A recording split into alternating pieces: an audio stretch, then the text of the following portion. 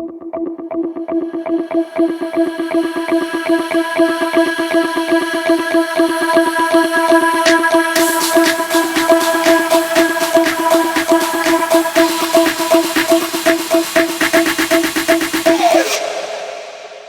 is again Lynn, your tarot reader. Ang topic ng video natin, ano yung naiisip niya at nararamdaman niya sa'yo sa time na to? Group number 1, Page of Wands. Group number 2, Eight of Wands. And sa group number 3, Wheel of Fortune.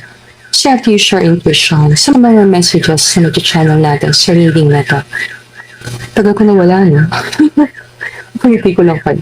And thank you everyone for watching the video. Salamat po sa palaging panonood ng mga videos na na-upload ko na dito sa channel ko. And if bago ka lang sa channel ko, definitely welcome ka dito. Hit like and subscribe and comment as well kung saan part nag-resonate sa yung mga readings natin. And gusto mo ng personal card reading from me, message mo na ako sa email ko, telisataro@gmail.com, or pwede mo din akong i-message sa Facebook page ko, Telisa Tarot.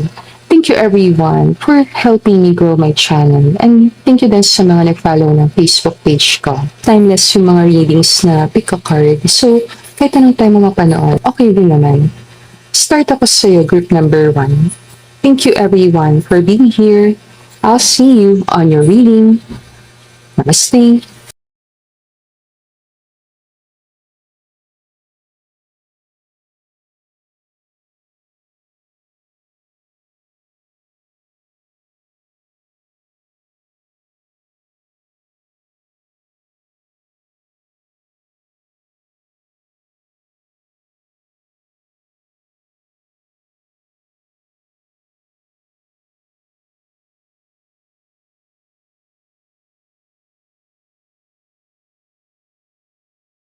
Welcome back, group number 1. Welcome to reading group 1. So back tayo sa topic. Ang topic natin, anong current feelings at naiisip ng person? So sa time na ito, yung pakiramdam ko sa energy ng person, medyo nalulungkot siya. And na-stress. Nalulungkot, na-stress. And feeling niya may something na missing. Napansin ko nandito yung card na Illumination. Ngayon kumuha tayo ng card, The Moon. Ang dating sa akin, paggabi, dumarating yung mga tanong sa isip ng person. Ano ba yung naghihintay sa future? Lang siyang mga tanong na hindi niya alam kung ano yung mga possible sagot. Kung sakali ba na tanongin kanya ng tanong na hirap ng tanong.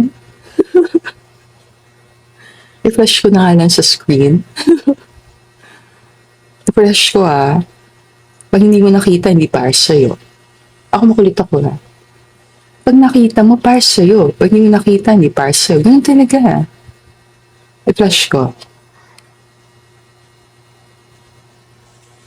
Nasa yun ang tanong na sa'yo. Ano sagot? Hindi ko may issue dun sa tanong na yun. Kasi yung 4 of Wands sa ilalim is card siya ng marriage. Card siya ng union, pagsasama ng dalawang tao. So, sa mga isip ng person, pwede ba talaga kayo magsama? Pwede ba talaga? Kasi baka naman nahirapan kayong isagawa yan. Yung energy na nararamdaman ko sa reading is impulsive din siya na person. Pabigla-bigla. May times na pumpasok sa isip niya yan, naisip niya gagawin ko na. And then may times na napapansin din yan, teka, bakit ko naisip yung bagay na yun? And maganda yun maganda yun sa tao. Naku-question mo ang iniisip mo. At tatanong mo yung sarili mo, bakit ko iniisip ang bagay na to? Diyan nag-umpisa ang self-mastery. Hindi ko nagaganda ng person sa eyes mo. May mga times na nasa starstruck siya. Lalo na kung nag-meet kayo in person. Hindi siya makatingin siya ng direction. Like, nako-conscious siya minsan. Mga seconds lang siya nakakatingin and then titingin na siya sa ibang bagay. Malikot ang mata. Ngayon, yung malikot ang mata, iba-ibang meaning nun Pwede kung ano-anong nakikita niya. Pati alam niya yun sa sarili niya na nako-conscious siya pagkasama ka niya. Na-appreciate niya yung itsura mo, na-appreciate ka niya as a person. Tingnan yung ganda ng eyes mo. Or kung hindi man eyes mo, yung pinaka-face mo na talaga. Like, maganda. Kasi pinapanta ka sa sarili niya, so obvious naman na maalaga ka sa sarili. Ma-appeal ka na person. Mataas ang charisma mo, and very magnetic ang personality mo. May something soft. May feel niya soft ng skin mo, or may softness sa paraan mo ng pakikisalamuha sa mga tao. Very gentle. Like siya nag-aalala sa'yo. Kumain ka na ba? Nakakakain ka ba maayos? Tingin ko lang, as a person, nakikita ka niya maalaga, mabait, generous. Lalo na kung at one point sa life niya, tinulungan mo talaga siya. Hindi ko naging natulungin ka sa kanya, naging mapagbigay ka sa kanya. Feeling ng person kayo dapat eh. May feeling lang siya na dapat kayo. Ngayon, kung ganito yung feeling ng person, then questionable. May iba ka bang pinili? May iba ka bang kasama sa time na to? Feeling lang siya na dapat kayo eh. Pero pag hindi talaga dapat, kung ipilit, diba? Hindi ko makulit ang person. Tingin ko kagabi inisip ka niya. Kagabi lang. Ano ba mayroong kagabi? Anong day pinapanood mo tong video? Ano nangyari kagabi? Special day ba yun sa kanya? Tingin ko na kagabi iniisip ka niya. And inisip niya magkaroon ng paraan para magkausap kayo, and kung may kasalanan siya sa'yo, humingi ng sorry. Nine of Swords card yun eh. Nahirapan matulog sa gabi. Mas nahirapan talaga siya matulog sa gabi. Pwede maraming dahilan. Mas marami siya iniisip, like yung work niya, yung nangyari sa life niya. And isa ka na rin doon sa iniisip niya. Lover's card is a decision. Three of Cups is more, may third party connection na nakaka-apekto sa connection na to. Third party, minsan hindi naman siya tao. Pwede rin siya trabaho. Alam mo sa dalawa, trabaho or tao.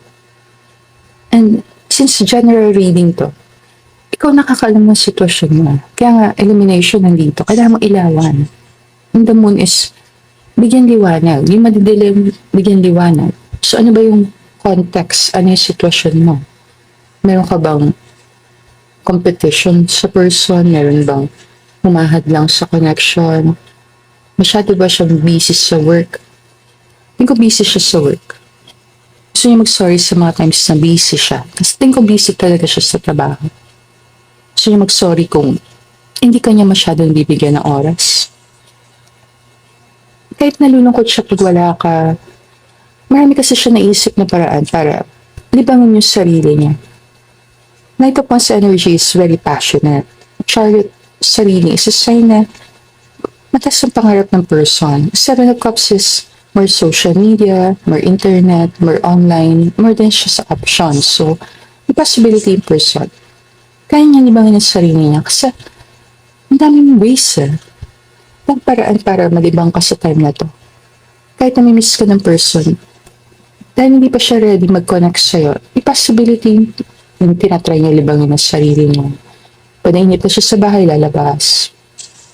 Pag hindi niya kausap ng kaibigan niya, then more online, check siya sa online, or gagawa siya ng mga action na malilibang talaga siya. Yung Four of Pentacles card ng nahirapan ng person sa pag-open up.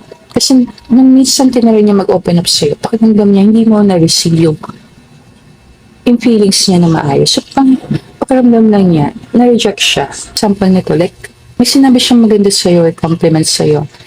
And feeling niya, parang hindi mo masyad na-appreciate yung sinabi niya.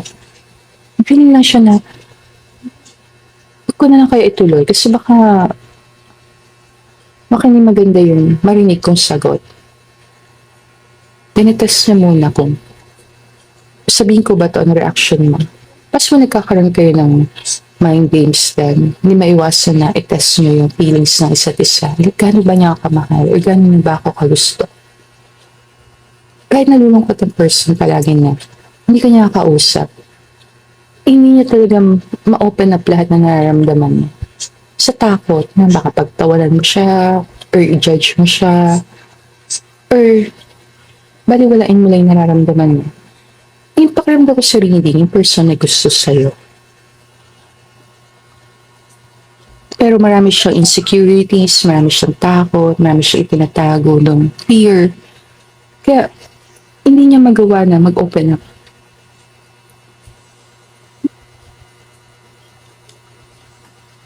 Anong pwede mag-push sa person? Maraming mga factors na pwede maka-apekto. Like, kung ma-realize ng person na pag hindi siya gumawa ng step ngayon, then mas stress siya kakaisip ng mga what if. Kasi yung magiging consequence niya na. Pag di ka nagawa ng move ngayon, and then dami mong what if sinabi ko, what if ginawa ko, or what if ito. And siya mabubuhay sa ganon. Meaning, siya yung magsasuffer doon. Diba? Maganda na nga, itry mo, kung hindi nag-work and then hindi nag-work, at least maka-move on ka. Mapapalaya mo sarili mo. Ngayon, magkata ko ng messages dito. Group number 1, binigyan ka ng possible iniisip ng person ang napipiling sa'yo. Kung meron siya sasabihin sa'yo, anything,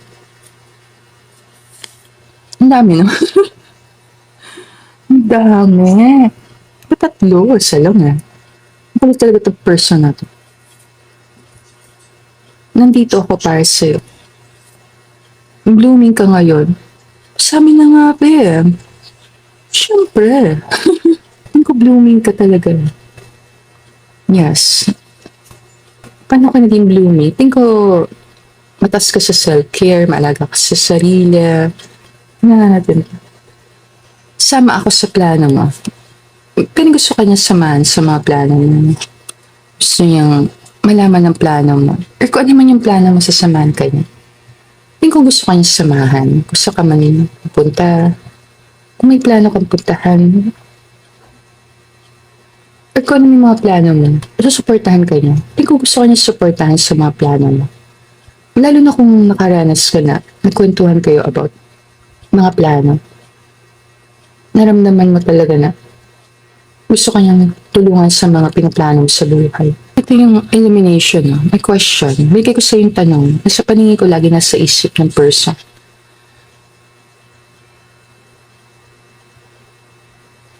Kung hingin ka ng zodiac sign, like, mabigyan mo ako zodiac signs.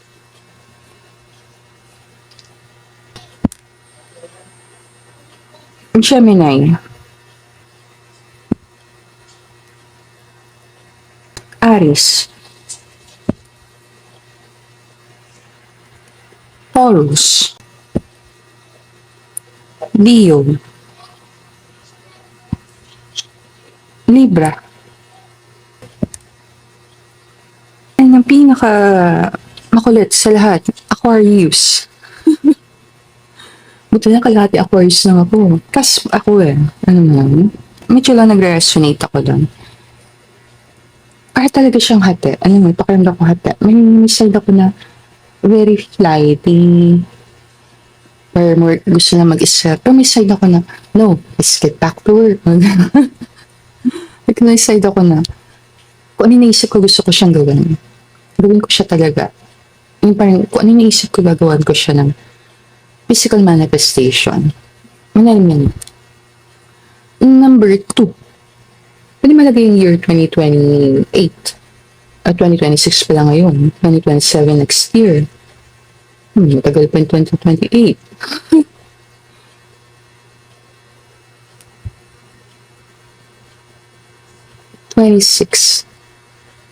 Pag tingnan mo siya dito, kita mo 2 and 6. No? Pag dito ka nakatingin, pag dito ka sa angulo na ito nakatingin, makita mo 2 and 6, 26. October 26. Mayroon doon. Pwede malagay October 2026. Ilang buwan pa yon? Matagal pa yon. Kung hindi pa kayo nakikita, hindi kayo nakakausap, pwede magkaroon kayo ng time para mag-catch up sa month na October. Pinakamabilis na yan. Yung iba sa inyo year 2028. Ang tagal mo. 2 years. Tagal. Ano ko nakakaalam bakit ganun katagal? Ba't abutin ng taon? Bigyan lang kita na nakikita ko. Pag ako kay close sa reading, syempre kakanta ako. Ang background noise. Background noises na. Okay lang yun. Ang song natin, I Love You, ni Celine Dion, 1996. Bigyan kita ng isa. And I'd whisper these words as you're lying here by my side. Oh, I love you. Please say you love me too. Okay, so I think all good na tayo. Group number 1, bigyan kita ng mga possible na iisip and nararamdaman ng person na nasa isip mo sa time na reading. And if gusto mo ng personal ka reading, message mo lang ako sa email ko, larisataro@gmail.com, or pwede mo din ako i-message sa Facebook page ko, Larissa Taro. And thank you everyone for watching the video. Sana ko ang messages na para sa'yo. I'll see you again on our future reading. Namaste.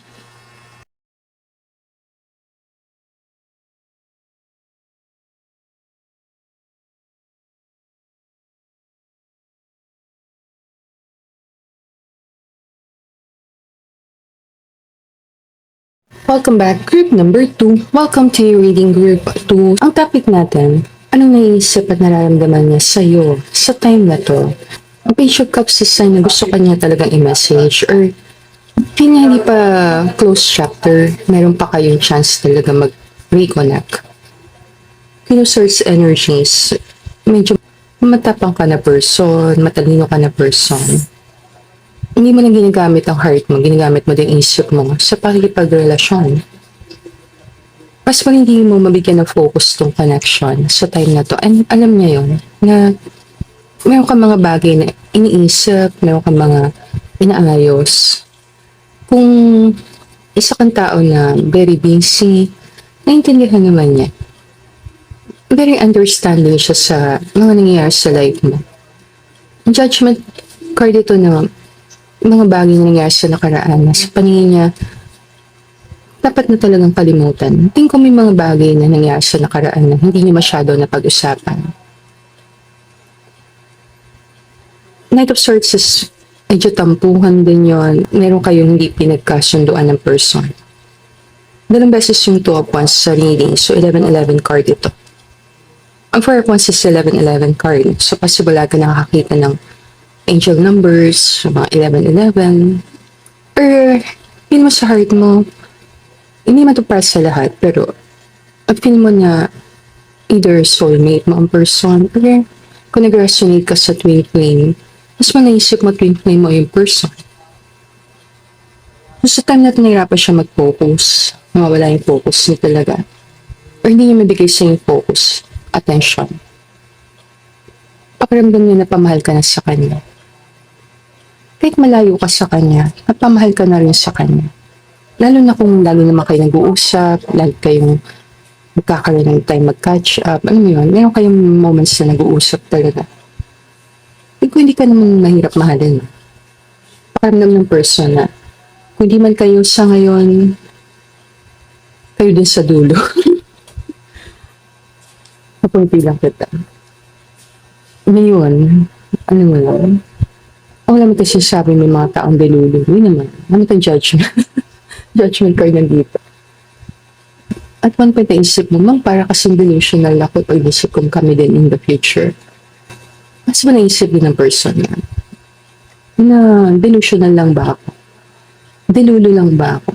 Nainisip ko na kami din. Sa dulo kami din.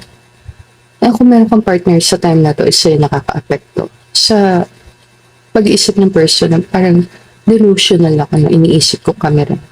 Sa dulo. Hindi ko lagi kanya naaalala. And kung hindi man kayo ngayon, pag naisip niya maghanap siya ng iba, medyo nahihirapan din siya. Medyo nahihirapan lang siya. Lalo na kung nagpamahal ka na sa kanya. Tingin ko kasi nagpamahal ka na sa kanya and nakikita ka niya as a very important person. Nararamdaman niya sa yung love na yun. Hindi ko alam kung mahalaga sa yung salitang babe, baby, kung ano meron sa salitang yan. Hindi ko alam kung may baby ka sa person. Pero kung less meron, then always ka niya naaalala dahil sa anak niya yan. Kung meron kayo nun. Kung wala naman, mas wala siyang pinaisip na din niya na ano kayong mangyayari kung meron. Ngayon, kung asawa may tinatanong mo, si Desa na sa reading mo, so kailangan mo ilawan, anong klaseng connection ba meron kayo? Kung partner may tinatanong mo, anong nararamdaman at isip niya sa'yo na kahit nasa malayo siya, kahit hindi ka siya nakapag-usap, hindi naman nawawala yung pagmamahal. Hindi yung Pentacles card to ng teamwork. So nakita niya, tutulungan naman kayo. Meron kayong common goals, ang shared goals, may mga something pareho sa pangarap niya. And the sun is sign na mahalaga sa kanya maging happy ka, kung ano yung magpapasaya sa'yo. Kung partner may person, isip niya na sana happy ka sa time na to, sana masolve yung mga problema mo. At kung meron mang mga bagay na nagpapagulo sa isip mo, sana masolusyonan siya. Kung nahihirapan ka sa work mo, alam niya maaayos mo din yun. Mas bang meron ka issue or problem sa work? Posible lang. Pero kung nagbi-business ka, medyo nahihirapan ka sa pagnanegosyo sa time na to. Mas may issue sa flow ng pera. May tulungan nangyayari sa inyong dalawa in terms sa financial. Like, tutulungan mo siya financially or ikaw ang tinutulungan niya financially. Meron lang tulungan na nangyayari. Ayaw ka din naman niyang pabayaan. Yung kung ex mo itong tinatanong mo, like, ex ko yan eh. Ex ko siya. Nagkahiwalay na kami, kaya Queen of Swords na ako. Separated ako sa kanya. Gusto niya malaman mo na, sa time na kasama ka na, napamahal ka din naman sa kanya. And hindi lang siya makapokus ngayon sa connection. Kung kailangan mong financial help niya, willing naman siya magbigay sa'yo ng help. Hindi naman niya gusto mabuhay ka na miserable or magkaroon ka ng suffering dahil sa nangyari. And gusto niya makita mo yung hinahanap mo. Kung hindi ka naging happy sa kanya, gusto siya matagpuan mo yung tao magmamahal sa'yo. Mahalang wish niya na maging okay ka. Kung ex mo yung tinatanong mo. Kung hindi siya kailangan mo bigyan ng liwanag. Sa mga general readings, mahalaga yung context. Gano'n yung nangyayari talaga. Ngayon, dahil tatlo naman yung pagpipilian sa mga readings na ginagawa ko. Kung feeling mo, ma'am, hindi ko feel ito yung grupo ko, then you can choose a different group. Think ko lang dito sa reading. May naisip niya sa'yo is isa kang tao na madami ng pinagdaanan sa buhay. Deserve mo din ng happiness. Ayaw niya na siya'y maging dahilan kung bakit maging bitter ka na person. Gusto niya maging magaan ang pakaramdam mo. Kung ano yung kaya niya itulong niya sa'yo. May mga times hindi ka niya mabibigyan ng focus and attention niya nasa ibang bagay. Pero hindi ibig sabihin nun na hindi ka naging mahalaga. Gusto niya sabihin sa'yo na pamahal ka din sa kanya. Naramdaman din niya yung pagmamahal mo. Kahit minsan merong bangis. Minsan mabangis ka magsalita. Kasi si Queen of Swords minsan wala kang filter, diretso ka magsalita, matapang ka magsalita. Pero alam mo para sa kabubuti niya yun. Ngayon, kung meron kang mga inaasikaso, may problema ka sa trabaho or sa negosyo, gusto niya malaman mo na pinagpipray niya na sana maging okay yung mga bagay na ginagawa mo. And the judgment is kung ano may kasalanan niya sa nakaraan, sana patawad mo siya doon. And kung pwede pa talaga kayo, kung hindi pa sarado yung pinto, like pwede pa kayo maging okay in the future, then always naman bukas ang pinto. Meaning open siya sa reconciliation. Kung sakasakali in the future, magtagpo kayo ulit, na mas mature na kayo, mas okay na kayo, mas marunong na kayo magdala ng relasyon, then hindi naman niya sinasara yung pintuan niya sa'yo.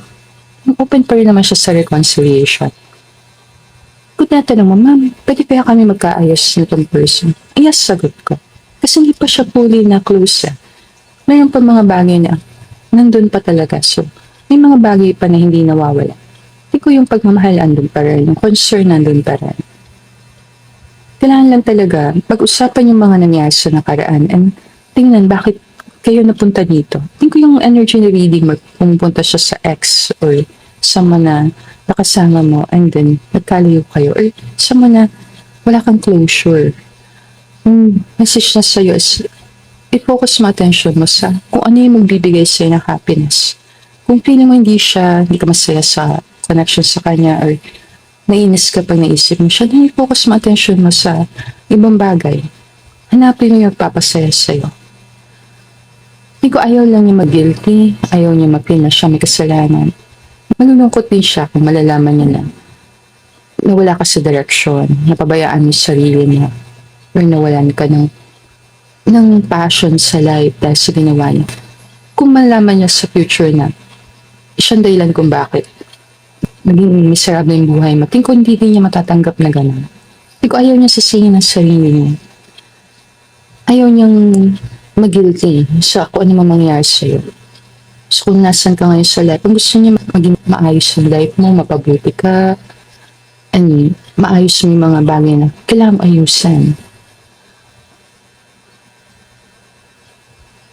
Ito yung kung maghiwalay man kayo, hindi man kayo talaga mag-end up na kayo sa dulo. At least okay kayo pareho. Wala kayong bitterness, wala kayong sama ng loob sa isa't isa. Napalaya niyo isa't isa sa nangyari. Kung merong masakit na nangyari doon, ito yung wala kayong galit sa isa't isa. Hindi ko natatakot siya na kung galit ka sa kanya ngayon and then magtagpo kayo sa future, marami kang maisumbat sa kanya. Hindi ko iniwasan yung sumbatan mo siya, sabihan mo siya masasakit, or talagang diretsuhin mo siya na maraming mga nangyari doon na kasalanan mo.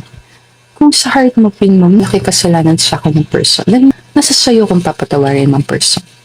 Kung naisip niya kung hindi mo siya kayang patawarin, matatanggap naman niya.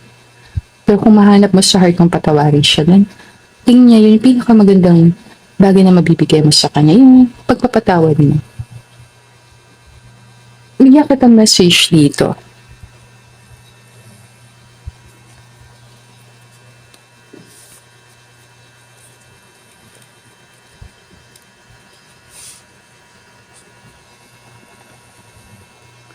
Gusto ko lang muna mag-isa. Ngayon, kung nasa ikaw ito, mamaya ko na talaga. Traumatized na ako sa mga relationships. Ayoko na yun. It's your decision. Diba? Naniwala kasi ako na tayo ang mag-decide kung anong life na gusto natin para sa sarili natin. Hindi mo naman kailangan pumasok sa new relationship agad-agad. May mga times din na may mga tao na ayaw na talagang pumasok sa relationship. Mas gusto na lang mag-isa. Pinakita ko si Queen of Swords sa sign ng strong energy, na independent. Kaya mo sarili mo. Isa kang tao na matalino, madiskarte sa buhay, and kaya mo gumalaw sa kabila ng nararamdaman mo. So, alam ni person na kahit marami kang mga pinagdadaanan sa time na to na magagawa mong paraan. May trust lang siya sa'yo as a person. Alam niya na madali kang makakagawa ng solusyon sa mga problema. Tingin ko issue ni person is, kailangan mo ba talaga siya? Like, meron bang pangangailangan sa kanya sa life mo? Hindi niya kasi kompleto naman Kaya mo sarili mo, kaya mo yung mga challenges na dumarating. Tingin ko kailangan mo is emotional support. Hindi mo naman talaga need nung kahit ano. Financial, pwede, pero hindi ka kaya mo rin gumawa ng paraan para solusyonan yung mga problema sa kaperahan. Hindi ko kailangan may support. Yung feeling na hindi ka nag-iisa, yung feeling na may kasama ka. Hindi ko meron kang takot sa pag-iisa. Ang gusto ko lang muna mag-isa, possible ito makakatulong sa'yo. Solitude, pag-iisa, pag-iisip. Ano ba talaga yung gusto mo mangyari sa life mo? Sa time ba na to, makakabuti ba siya magkaroon ng partner talaga? Or mas makakabuti sa'yo ang time na mag-isa lang? Pag-isa ka kasi, mas makikilala mo yung sarili mo, mas malalaman mo yung mga ano ba talaga yung nagpapasaya sa'yo? Ano yung nag-inspire sa'yo? Ano yung mga bagay na yon? Ngayon bigyan ka ng zodiac signs. Aries,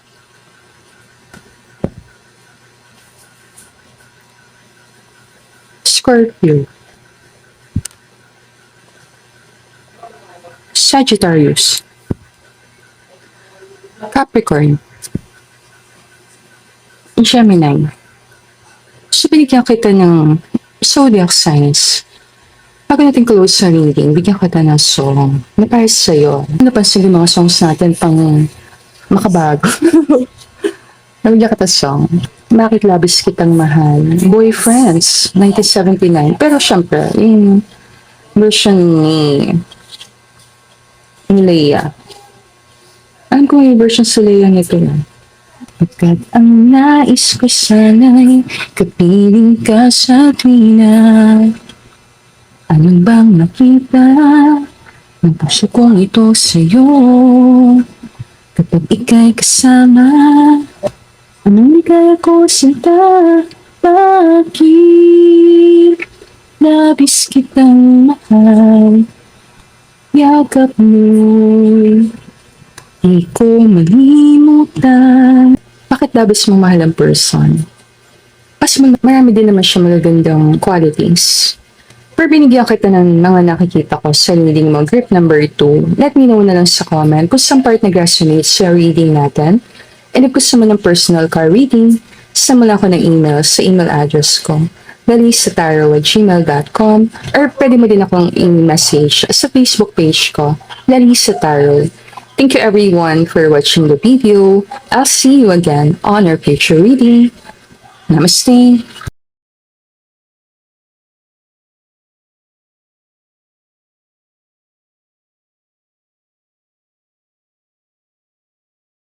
Welcome back, group number 3. Welcome to your reading group 3. So back tayo sa topic. Ano yung naisip at nararamdaman ng person sa'yo?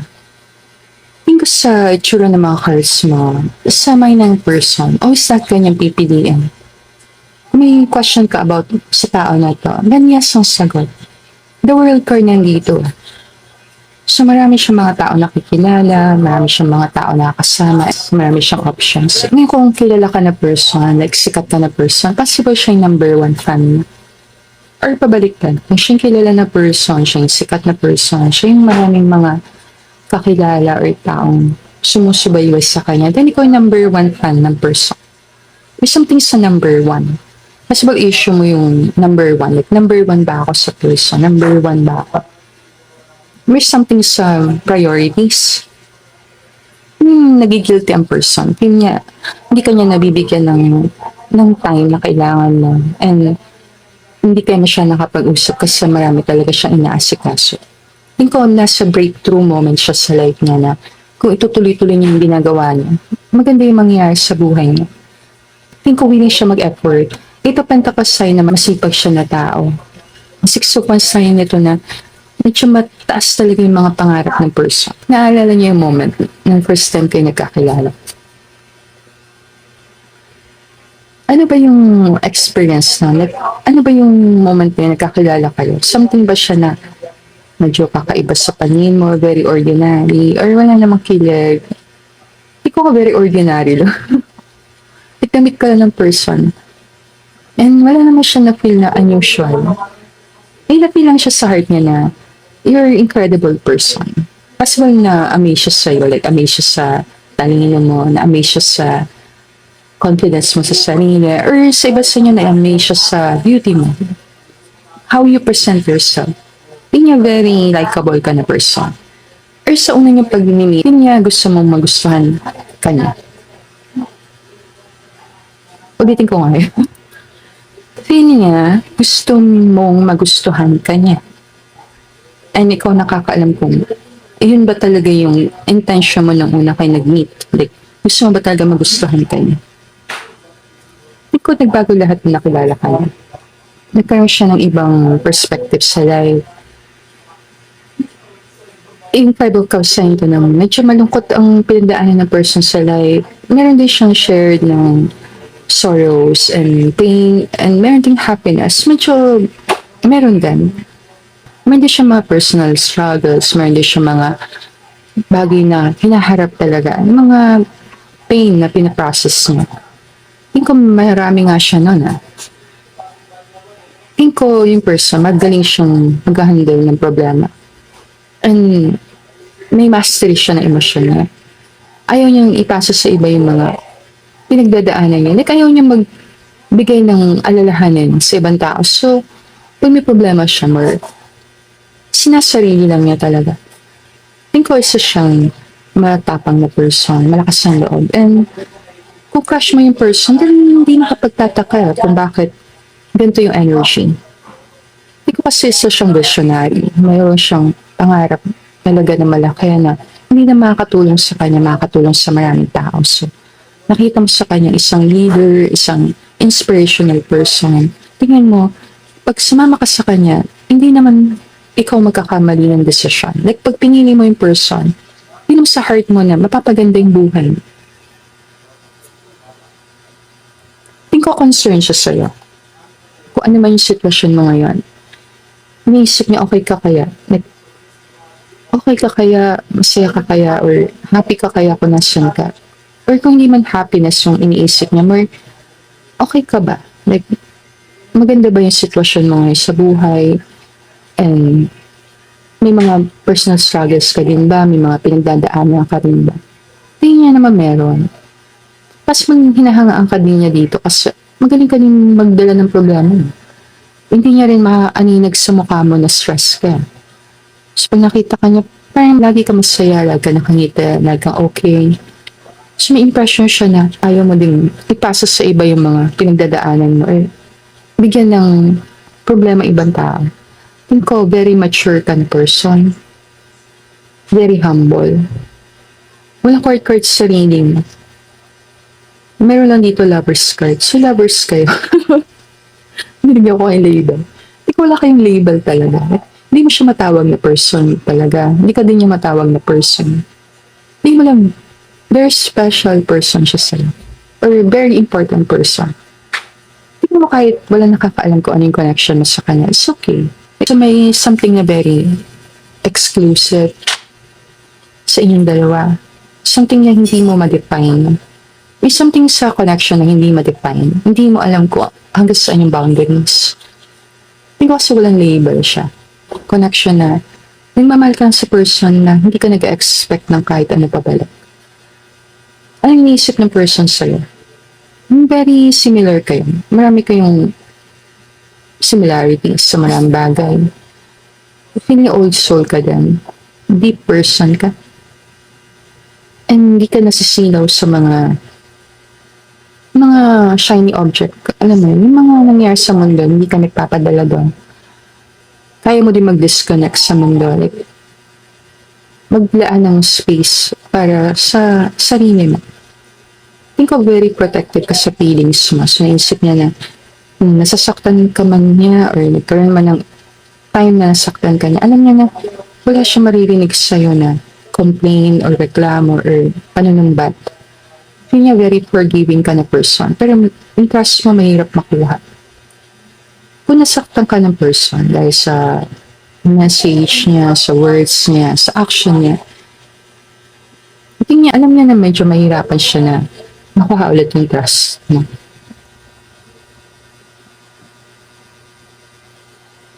Tingin ko sa mind ng person, kung tumanda siya, like,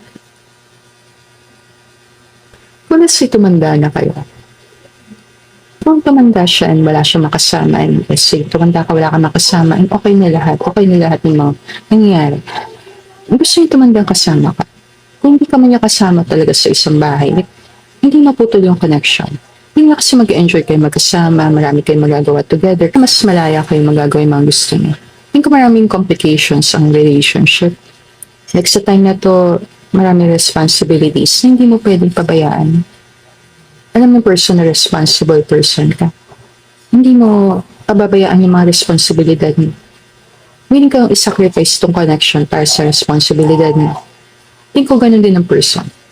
Willing siya isacrifice muna yung connection para sa mga responsibilities, para sa personal goals, para sa mga bagay na feel niya mas mahalaga. Ngayon, bigyan ko ito ng zodiac sign bago natin bigay yung message sa'yo.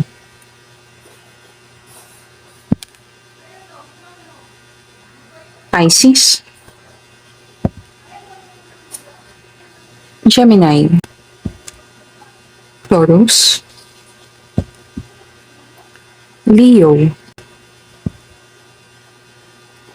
Libra, Scorpio. I truly love you. Kung nagtatanong ka sa isip mo, Ma'am, mahal ba ako ng person? Mata siya sa yes. Tatanong mo, Ma'am, mahal ba ako ng person? Yes, sagot. And ikaw nakakaalam. Ngayon kung pili mo, hindi ako mahal nun, then you have to use your intuition. Think ko kasi yung love niya sa'yo is more unconditional love na kahit hindi ka niya kasama or hindi kayo nagkakausap, wala kayong masyadong ganap or happenings or talagang hindi mo nawala yung connection. Sa heart naman ng person, love ka niya kasi bibigyan ka niyang kalayaan na gawin mo yung gusto mo sa buhay, kung ano talaga yung magpapasaya sa'yo. Inuunawa niya yung sitwasyon mo. Binibigyan ka niyang time pag-isipan yung connection and hindi niya minamadali or nirarush yung connection. Binigyan lang kita ng message niya sa'yo sa reading natin. Pero bago ko i-close na reading, bigyan kita ng song. Nothing's gonna change my love for you. George Benson. With you I see forever, oh so clearly. I might have been in love before, but it never felt this strong. Our dreams are young and we both know they'll take us where we want to go. Hold me now, touch me now. I don't want to live without you. Nothing's gonna change my life for you. You ought to know by now how much I love you. One thing you can be sure of, I'll never ask for more than your love. Nothing's gonna change my life for you. You ought to know by now how much I love you. It will change my whole life through, but nothing's gonna change my life for you. Happy ko na makanta ng buo. Nabigyan lang kita ng song. You have to use your intuition. Sabi doon, nothing's gonna change my love for you. Lalim yun. Ay, ikaw nakakaalam. Pero wala na ako as sa reading. Group number 3, let me know na lang sa comment kung sa part nag-resonate sa reading natin. And kung gusto mo ng personal card reading, sama lang ko ng email sa email address ko. Or pwede mo din ako i-message sa Facebook page ko, Lanisa Tarot. And thank you everyone for watching the video. Sana ko ang messages na para sa iyo sa reading natin. I'll see you again on your future readings. Namaste!